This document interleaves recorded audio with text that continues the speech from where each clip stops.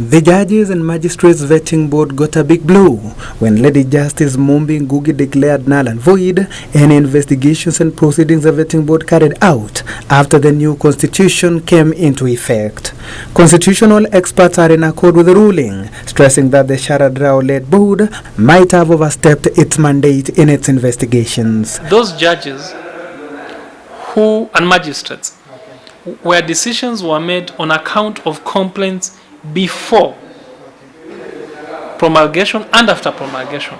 Now, if there were, and most of them had that problem, that decisions were made that unsuitable, yet the complaints are after promulgation, when the board did not have jurisdiction. And from this ruling, a number of judges and magistrates now have a window of opportunity to find their way back to work. It is not true that judges and magistrates have gone home. Those that were declared unsuitable have cases pending in the High Court. So we'll have a situation where most of them will have either to be revetted, or alternatively, the courts will have to set aside the decisions of the board. Okay. And therefore they'll have to come back to the bench. Okay. Constitutional lawyer George Kithi holds the view that dilemma facing the board stems from its jurisdiction in relation to that of the Judicial Service Commission. The clamor for this is because it emerged later, after interaction with the process, that probably something needs to be questioned as to the real jurisdiction, because here you will be taken to the Judicial Service Commission, questioned on certain issues. Then the same issues you again questioned at the JMVB, which means that there was duplicity of roles here. Kithi says the vetting board may have to transmit complaints against the judges and magistrates in question for review by the JSC.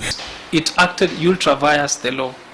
What I mean is, it did not confine itself to the jurisdiction that was presupposed by the Constitution. The intention was that there's a cutoff within which their mandate refers.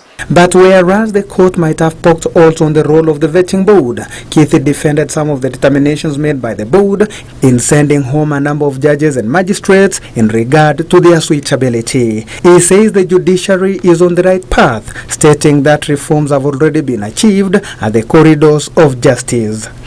Ask any lawyer who was there, probably who practiced before promulgation.